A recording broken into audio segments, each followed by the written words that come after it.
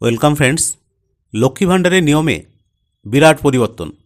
এবার সবাই করতে পারবে আবেদন। কি কি নিয়ম এলো লক্ষ্মী ভাণ্ডারে, চলুন এক নজরে দেখে নিই। পশ্চিমবঙ্গের মহিলাদের স্বনির্ভরতার লক্ষ্যে রাজ্য সরকারের অন্যতম সফল উদ্যোগ হল লক্ষ্মীর ভাণ্ডার প্রকল্প। এই প্রকল্প 2026 সাল নাগাদ আরও জনমুখী করতে রাজ্য সরকার একাধিক পরিবর্তন ঘোষণা করেছে।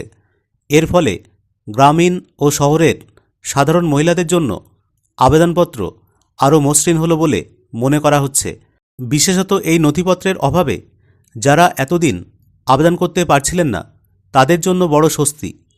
এতদিন পর্যন্ত লক্ষ্মীর ভাণ্ডার প্রকল্পে আবেদনের ক্ষেত্রে স্বাস্থ্যসাথী কার্ড থাকা বাধ্যতামূলক ছিল। তবে বহু ক্ষেত্রে দেখা গিয়েছে মহিলারা নিজস্ব বা পরিবারের স্বাস্থ্যসাথী কার্ড না থাকায় তারা এই প্রকল্পের থেকে বঞ্চিত হয়েছিলেন। কিন্তু রাজ্য সরকারের নতুন নিয়ম অনুযায়ী এবার থেকে স্বাস্থ্যসাথী কার্ড আর বাধ্যতামূলক নয়। এই স্বাস্থ্যসাথী কার্ড না থাকলেও লক্ষ্মীর ভাণ্ডারের জন্য আবেদন করতে পারবেন মহিলারা। পাশাপাশি সকল ধরনের সুবিধা পাবেন মহিলারা। তবে যাদের কার্ড আছে তারা সেটা জমা দিতে পারেন, কিন্তু এটা না থাকলেও আবেদন বাতিল হবে না। শুধুমাত্র আবেদনের নিয়ম সহজ করা নয়, একই সঙ্গে বাড়ানো হয়েছে টাকার অঙ্ক। বর্তমান বাজার দরের কথা মাথায় রেখে সহায়তার পরিমাণ বাড়ানো হয়েছে। যেখানে সাধারণ শ্রেণীর মহিলাদের জন্য মাসিক ভাতা 500 টাকা থেকে বাড়িয়ে 1500 টাকা করা হয়েছে, অপরদিকে তপশিলি জাতি ও উপজাতি মহিলাদের ভাতার পরিমাণ বেড়ে দাঁড়িয়েছে 1700 টাকা। তবে এই প্রকল্পে আবেদন করার জন্য আবেদনকারীকে অবশ্যই পশ্চিমবঙ্গের স্থায়ী বাসিন্দা হতে হবে। পাশাপাশি বয়সসীমা হতে হবে 25 থেকে 60 বছরের মধ্যে।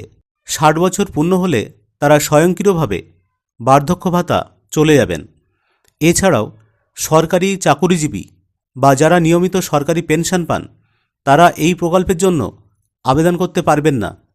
তবে এবারে আর বিশেষ কোনো শিবির বা দুয়ারে সরকার নয়, ব্লক প্রশাসনিক দপ্তরে গেলেই সহযোগিতা ও পরামর্শ মিলবে লক্ষ্মী ভাণ্ডার আবেদনের ক্ষেত্রে। মূলত সহজেই পর্যায়ে ফর্ম ফিল আপ করলেই মিলবে লক্ষ্মীর ভাণ্ডার ভাতা। প্রথমত আবেদনের জন্য ব্লক অফিস বা দুয়ারে সরকার কিংবা অনলাইনের মাধ্যমে ফর্ম সংগ্রহ করতে হবে। আধার কার্ডের নাম অনুযায়ী প্রয়োজনীয় তথ্য দিয়ে সেই ফর্ম ফিল আপ করতে হবে। সঙ্গে স্বাস্থ্যসাথী কার্ড, আধার কার্ড, ব্যাংক পাসবুক, রঙিন পাসপোর্ট সাইজ ছবি, মোবাইল নাম্বার, SC/ST আবেদনকারীদের ক্ষেত্রে কাস্ট সার্টিফিকেট, এই সমস্ত নথিপত্রের জেরক্স কপি জমা দিতে হবে আবেদনপত্রের সঙ্গে। বিশেষভাবে উল্লেখ্য, সাধারণত ফর্ম ফিল আপের ক্ষেত্রে নিয়ম একই, তবে স্বাস্থ্যসাথী কার্ড এখন বাধ্যতামূলক নেই। 25 বছরের ঊর্ধ্ব মহিলারা 60 বছর পর্যন্ত এই লক্ষ্মী ভাণ্ডার ভাতা পাবেন। শুধুমাত্র দুয়ারে সরকার ক্যাম্প নয়, সারা বছরই ব্লক প্রশাসনিক ভবনে লক্ষ্মীর ভাণ্ডার আবেদনের ফর্ম জমা নেওয়া হয়। সাধারণত ফর্ম ফিল আপের ক্ষেত্রে নিয়ম একই, তবে স্বাস্থ্যসাথী কার্ড এখন বাধ্যতামূলক নয়।